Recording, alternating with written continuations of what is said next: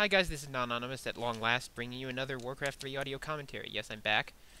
Anyway, just a little before this game starts, I think I'll talk about why I haven't been doing commentaries. Basically, there are two reasons. First, I was on vacation, and I didn't really want to do commentaries on my vacation.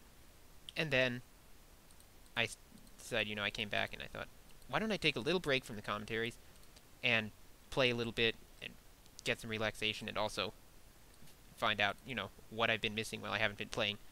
And turns out a lot.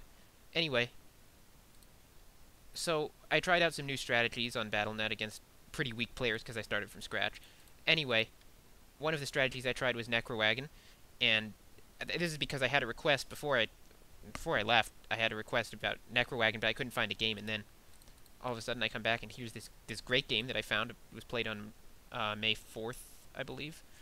Anyway, this is between Bringer and Boo, and the first thing to notice is that Bringer is doing a tavern build, and the circumstances around this are a little bit strange because he built an Ancient of War and then cancelled it, and I'm not sure what he was doing. He may have changed his mind in the middle or something. But anyway, he will not be AOW creeping the usual camp, the upper left camp up there in his stand this time. Anyway, let's see. Do I have anything else to talk about? I do have notes for this game, and I have a lot of requests to fulfill. I can't remember them all at this point, but you'll know if your request is fulfilled because you'll see it here. Anyway, yeah, I've got a lot of requests to catch up on. This will do several of them at once. It's very convenient. It's the only Necrowagon game out there. So, yeah. This is actually not a game on how to do Necrowagon because in general it's a pretty weak strategy. It's easily countered, but it's a game on how to counter it because I had a request. Someone had some trouble countering it, and that's quite understandable. There's certain things you have to do and think about. And so I'm going to try and commentate on that here. And also, I'm going to talk about the small decisions that people make. And in particular, I'm going to talk about awareness, which is something that I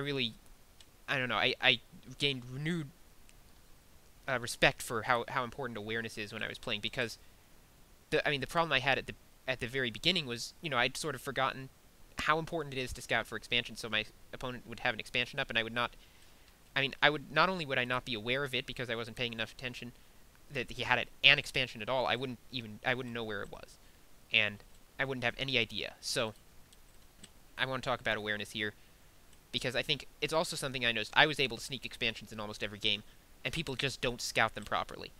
And by the time they do get them, sometimes they were able to take them down, but I'd already gotten what I needed out of them. I'd gotten either a delay while there's, an expansion is beneficial because it increases the amount of things your opponent has to hit. If they take down your expansion, it's not enough. So, especially if you've already gotten, parity out of that expansion. So, anyway, Bringer now constructing his Ancient of War, and this was a little bit strange, as I said. He did get a Beastmaster, so that will give him the units he needs to survive in the early game, but just barely. As you'll see, Boo, his opponent, has... And by the way, I'm very sad to be doing a game that Boo loses. Boo has a lot of ghouls here. He does get us around. Beastmaster's going to have to TP. He may leave it a little late. He's going to lose a lot of health, and as a result, he's going to have to use a lot of moon juice, and that's a bit of a bad decision. And I think Bringer was just upset with himself at the surround and wasn't thinking clearly. Anyway, yeah. Other things that I have to talk about. This commentary. This is my 5th time recording this commentary. I didn't get all the way through all 4 other times. Let's see things that happened. The video recorder crashed. The commentary one commentary was unusable because of microphone noise. Just various things happening in the room at the same time that I didn't realize would be so loud. And the microphone. One time I spilled water all over my keyboard, and of course I had to stop recording. Yeah, so it's been a frustrating attempt to get this one out. And also I've moved to a new location, so now I don't have high-speed internet, which sucks. So I'm probably not going to be able to do as high a volume just because it takes so long to upload things here, or at least I'm sure it will. I have not obviously uploaded any yet from here, but it will be an adventure. Anyway, so in my notes it says that I have to say something at 6:30. So we have 1 minute and 50 seconds, and I'm going to talk about scouting. It's the thing that I find most missing on games in Battle.net is that players don't scout. Often I'm the only one to send out a scout at the beginning of the game, and that's just unexcusable. But obviously I've been playing at a relatively low level, just getting back into this with a new account because I wanted to try some new things out. But, and, you know, I don't want to do them against even players my level, really, because I will lose. Basically, guaranteed. I'm just learning how to do these. So I'm playing against weaker players, but one thing that I know there are probably some weaker players watching this. So, scout at the beginning and scout later. And as we'll see, this scouting plays an important role in this game. Even if you know what your opponent is doing, let's say you know your opponent very well, he's your friend or whatever, and you know he's going to do, you know, the cookie cutter strategy or whatever. So even if you know that he's going to do that, it's important to scout, and here's why. Scouting gets you lots of things. It lets you know, basically, it lets you know all sorts of stuff like his base build. Where does he put his buildings? If you know that, you'll know whether you can push him or not. And for example, here, Boo's built his ziggurats pretty well, as you would expect of a player at this level. And his base is generally pretty closed. A push is going to have to take. It's going to take more units than it would if he had built an open base build, like I see many players doing. And even some pros do as undead, which is unfortunate. It's going to take more units to push him, so you're going to have to build up a bigger force. Undead bases are, of course, notoriously tough to crack. And here, notice that Bringer has bought a Shredder. He knows that he doesn't have really enough units to fend off a push by Boo, but Boo, as I said, scouting is important. Boo has not scouted. He's not aware of his opponent's vulnerability, and let's take a look at the game from Boo's point of view. He has not scouted his opponent at all, and this cost him, because I think if he had pushed, he could probably have won the game. Now, that's what I had to talk about. A scout sent in by Bringer to Boo. He just saw an Acolyte.